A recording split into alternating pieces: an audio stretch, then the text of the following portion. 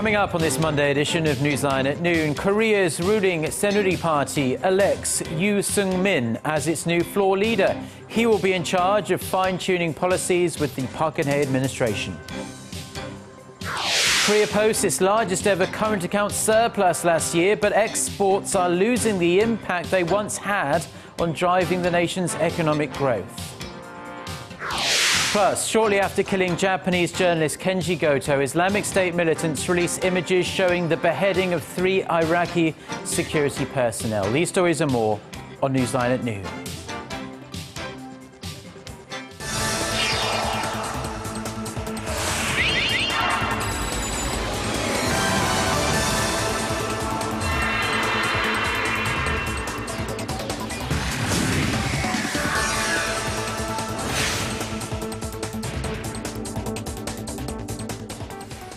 It's new Monday, February 2nd here in Korea. Thanks for tuning in. Live from Seoul, I'm Eoh Jin-joo. It's very good to have you with us. I'm Mark Broome. Our top story this afternoon, North Korea is looking to stoke fresh tensions with the United States.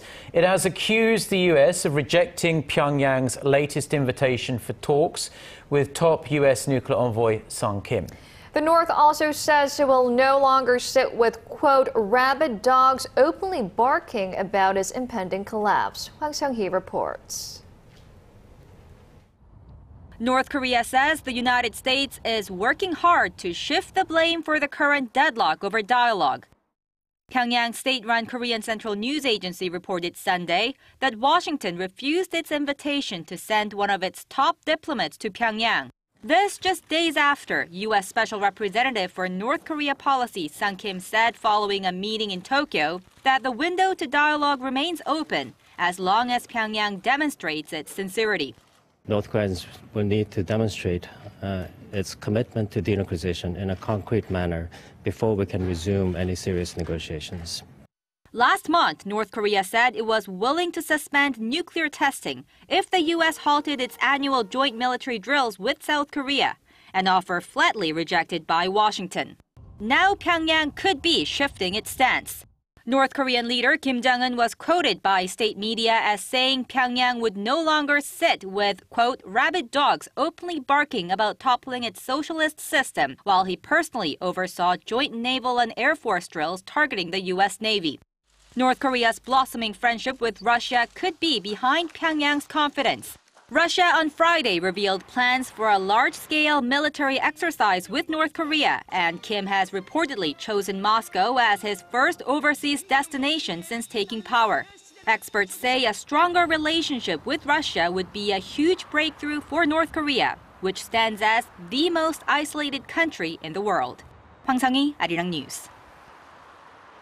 Now, it has emerged that North Korean leader Kim Jong-un personally attended military drills last month that were aimed at taking out US aircraft carriers. According to South Korean government sources on Sunday, North Korea's Navy and Air Force held its second military exercise of the month last week in the East Sea. The first, also overseen by Kim, took place on January 23rd on the other side of North Korea, on the West Sea. Now, the most recent drill is known to have taken place near an island located in front of the port city of Wonsan, whereby they pretended this island was the US aircraft carrier they were pretending to attack. North Korea's military fired torpedoes and dropped bombs from fighter jets on this island. Submarine units also took part in the drill. Now, South Korea's current account surplus hit a record high last year. However, tumbling imports continue to raise concerns that the surplus trend is mostly down to sluggish domestic demand. Hwang Ji-hye reports. Korea's current account surplus set a new all-time high in 2014. The Bank of Korea says the amount totaled over $89 billion, up more than 10% from the previous record surplus posted a year earlier. The amount, however, falls slightly short of the central bank's forecast that was made last month of $90 billion. The balance of goods last year rose to 92.8 billion as exports went up 0.5% in 2014 from the previous year, while imports dropped 1.3%. The pace of export growth in goods was the slowest since the height of the global financial crisis in 2009. Exports then dropped almost 16%. Now, slowing exports coupled with a drop in imports is pointing to a current account surplus trend that mainly stems from sluggish domestic demand. A report by the Korea International Trade Association also shows the country's exports continue to contribute less and less to economic growth. The rate of contribution to growth of Korea's traditional growth engine exports stood at 37.7% in 2013, down from 51% posted a year earlier. The figure also marks the lowest since 2008, when it fell to slightly over 20%. The deficit of the services account, which includes spending by Koreans overseas, stood at more than $8 billion in 2014, expanding from a $6.5 billion deficit recorded a year earlier. Hwang Ji-hye, Arirang News. Korea's merger and acquisition market is getting bigger by the year, reaching an all-time high in 2014. Now, compared with the year 2011, the market has grown fourfold over a mere 3-year period, and analysts expect it to grow further this year. Kim Min-ji has the details. The value of Korea's market for merger and acquisitions hit a record high last year. According to Bloomberg and the Korea Capital Market Institute, the domestic market reached almost $80 billion in 2014, a nearly twofold increase from a year earlier. Although the number of deals struck declined, big deals boosted the figures. To name a few, Samsung Group inked a deal to sell its chemical and defense affiliates to Hanwha Group as part of its restructuring. And there was also the merger of Daum Communications and Kakao Corporation, two of the nation's biggest IT firms. The domestic growth is in line with the global trend. The global M&A market reached $3.8 trillion last year, up 71% from a year earlier, the largest since 2007. Industry watchers forecast the domestic M&A market to get even bigger this year. This as the government eases regulations regarding M&As and low interest rates have made financing cheaper. The restructuring of conglomerates and brokerage houses are also expected to drive the growth, as well as more big deals expected this year. Kim Min-ji, Arirang News. The number of high school graduates who found jobs surpassed the 10 million mark last year for the first time in nearly 2 decades. Statistics Korea said Monday that the number of employed high school graduates last year was up nearly 270,000 from the previous year and took nearly half of the 533,000 jobs added in 2014. That also pushed up the percentage of employees with high school diplomas in the nation's entire workforce to 39.5%. The agency attributes the increase to a government policy that encourages businesses to hire people with high school diplomas and to a drop in college entrance rates in recent years as more high school grads choose work over school. The number of high school students going to college peaked at 84% in 2008, but fell to 70% in 2013.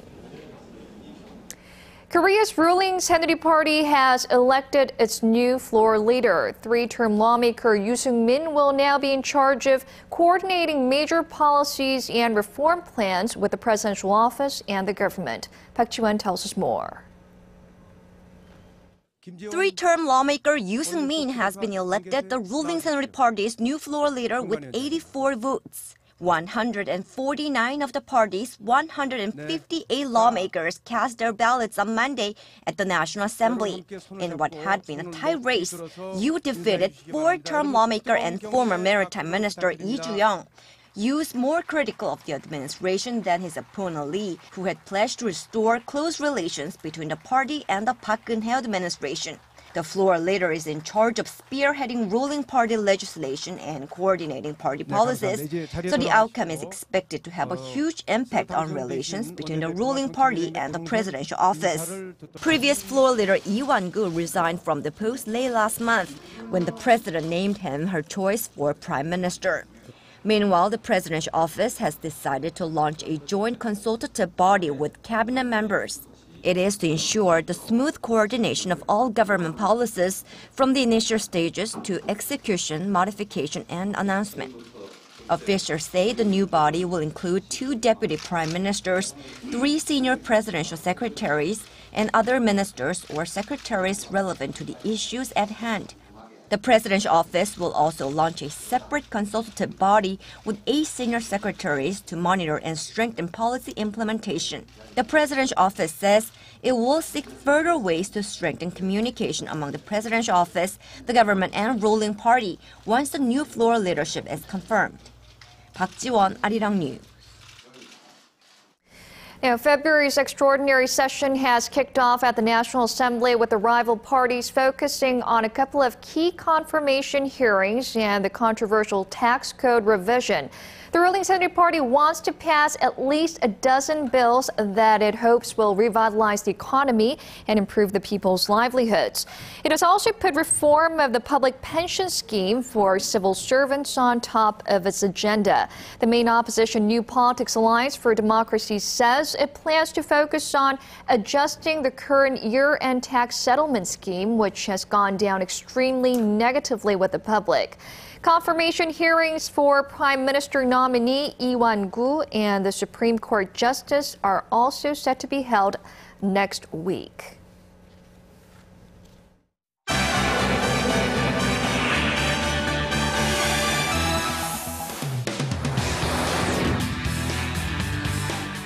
Time now for a look through the global headlines we're following this Monday lunchtime from Seoul. For that, we connect to Eunice Kim standing by at the news center.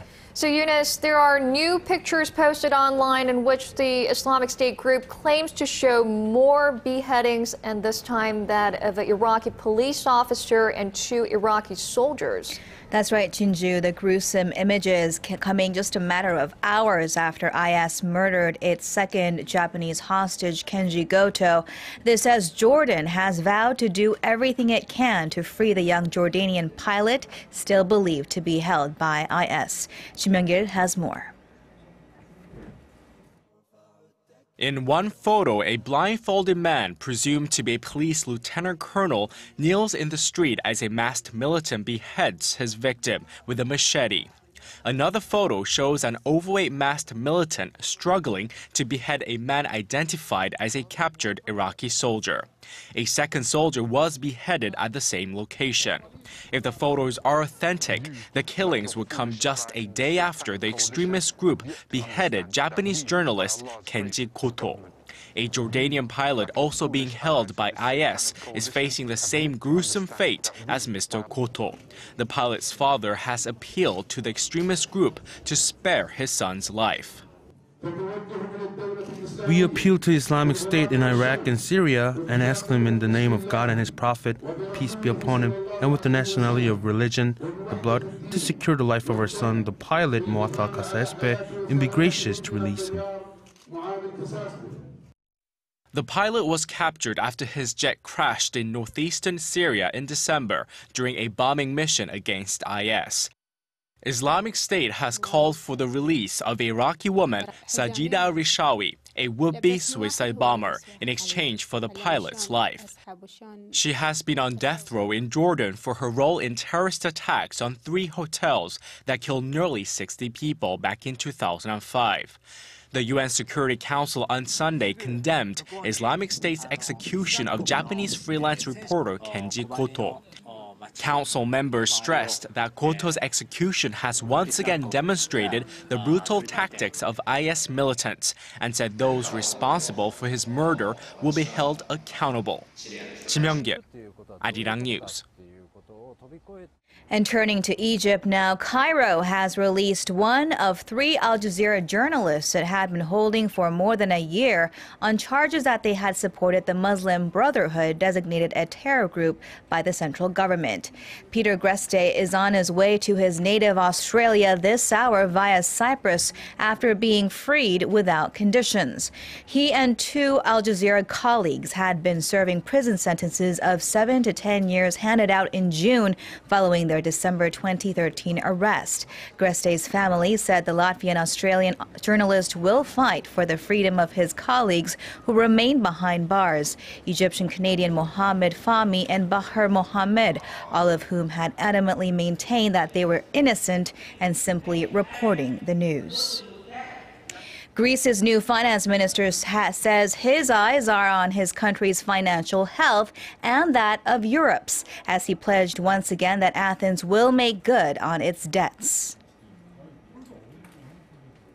My concern as a European first is that this present bailout program is costing the rest of Europe, not just us, too much.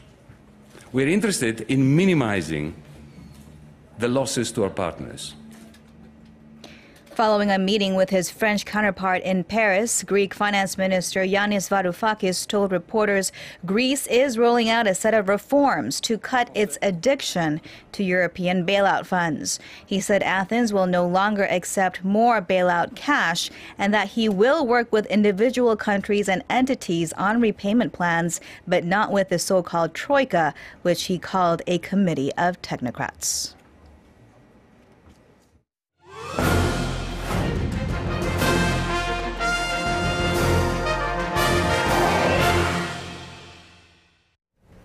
Korea's LG Electronics was once one of the world's 3 largest mobile phone makers, and even though it has been reduced to a marginal player in the smartphone sector, the company has ambitious plans to regain its reputation in the market.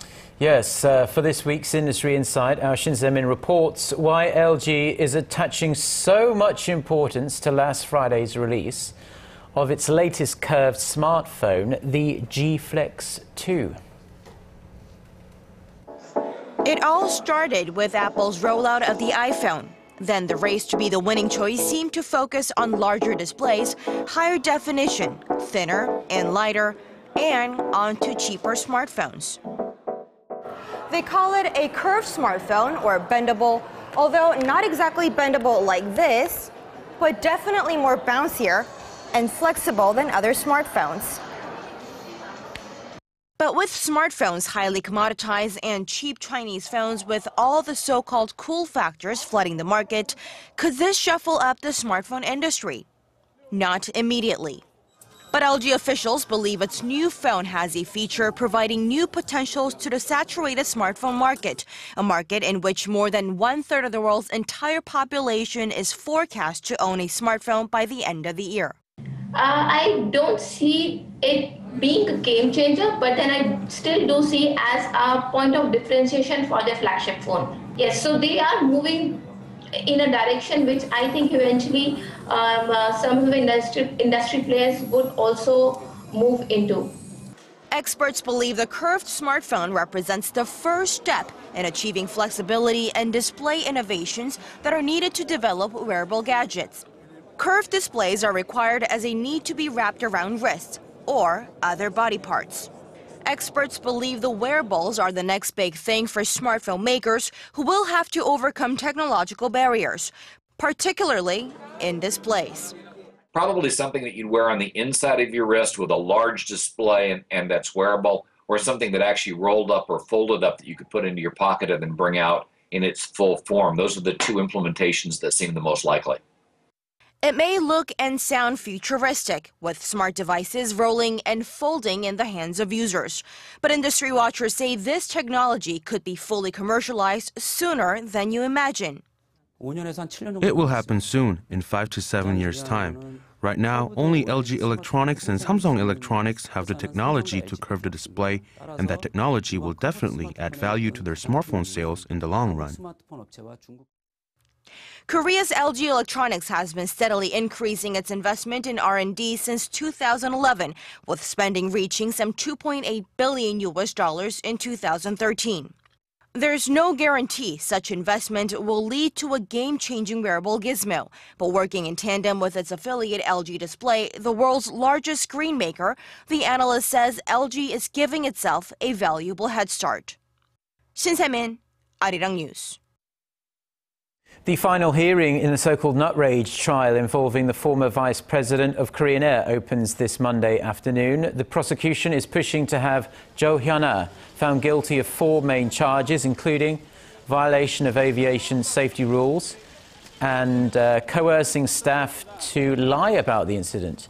Jo, the 40-year-old daughter of Korean Air's chairman, allegedly ordered a crew member off a flight after flying into a rage about the way she was served nuts. The crew member in question, Park Geun-hye, returned to work on Sunday and has been asked to attend Monday's hearing. Legal experts say that if found guilty, Jo Hyun-ah could face a maximum sentence of up to 15 years in prison. The verdict is expected in a couple of weeks' time. Seoul's skyline could be looking rather different in a few years' time. Hyundai Motor Group has asked the Seoul city government for permission to build what will become Korea's tallest building on its recently acquired plot of land in Seoul's southern Gangnam district. Son Jongun has more. In September last year, Hyundai Motor Group purchased an 80,000 square meter plot of land in southern Seoul from Korea Electric Power Corporation for nearly $10 billion. Korea's second largest group planned to establish a global business center on the land, including its headquarters and a car-based theme park. Last month, Chairman Chung Mong-gu laid out the group's vision to construct a 105-story building during his annual New Year's speech to Hyundai employees. On Sunday, the group finally submitted its detailed development scheme to the Seoul city government. The finalized plan is to build a 115-story structure that will house the group's headquarters, offices, and other business facilities. It's 10 floors higher than the previously envisioned building and will stand 571 meters tall. Hyundai Motor Group also aims to build a commercial facility inside a separate 62-story building featuring a convention center, hotel, and shopping mall. If everything goes to plan, the construction will become the tallest building in Korea. The Seoul city government says it will convene a meeting of experts from different fields to review the proposal and examine the impact the building could have on traffic flow and the environment of the local area. Currently, the 305-meter Northeast Asia Trade Tower in the western port city of Incheon is the tallest building in Korea. The Lotte World Tower in southeastern Seoul, which has run into a number of construction and safety controversies, will be 555 meters tall once it is completed next year. Son Jung-in, Arirang News. Now, imagine a genetically modified organism leaving the laboratory. It could spell some serious destruction for biological ecosystems. Well, this is a problem that can now be prevented. Scientists in the U.S. have developed a kind of genetic firewall to prevent the modified genes from surviving in the natural world on their own. Connie Lee has the story. Remember the movie Jurassic Park? Well, these genetically modified dinosaurs weren't supposed to survive in the natural world on their own, but they did and wreaked havoc. It's a fictional case, but scientists have long been concerned about genetically modified organisms, or GMOs, leaking out of the laboratory and into the natural world. However, those concerns may soon be eased as scientists have developed a new strategy for rendering bacteria incapable of surviving in the natural world. Researchers from Harvard and Yale have developed genetically engineered E. coli bacteria, whose survival depends solely on laboratory-made synthetic amino acids, which act as sort of a genetic firewall. Scientists say that without the compound, if the bacteria escape their controlled environment of the laboratory, they will die quickly. What the researchers have created are bacteria that depend on artificial nutrients that do not exist in nature. Genetically modified bacteria are used to make many products, including pharmaceutical proteins like insulin and dairy products like yogurt. So far, researchers have only worked with bacteria and are far from applying the strategy to plants and animals.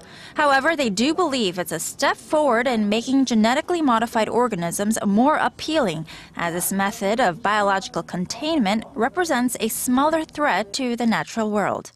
Connie Lee, Arirang News.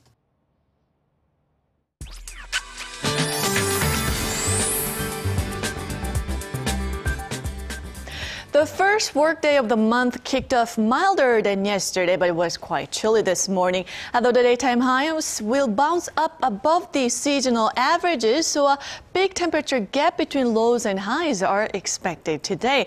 And those conditions could make you catch cold easily. The cold activity level, as we can see, will be high to very high across the nation, so take good care of your health to avoid getting sick. And right now we have clouds hanging over the peninsula, but things will get much clearer as the day goes on. With that in mind, let's take a closer look at the readings for today. Now, the daytime high in Seoul will climb up to 5, while the top temperatures in Daegu and Gwangju rise to 8, and Busan will peak at 9 this afternoon. And as for the other regions, Jeju Island will rise to 8, and Daejeon and Dokdo will top out at 5 and 4. Now, spring is right around the corner as we have Ipchun, the beginning of spring on the Asian lunisolar calendar this week on Wednesday, and temperatures will remain on the mild side, and there's no snow or rain in the forecast.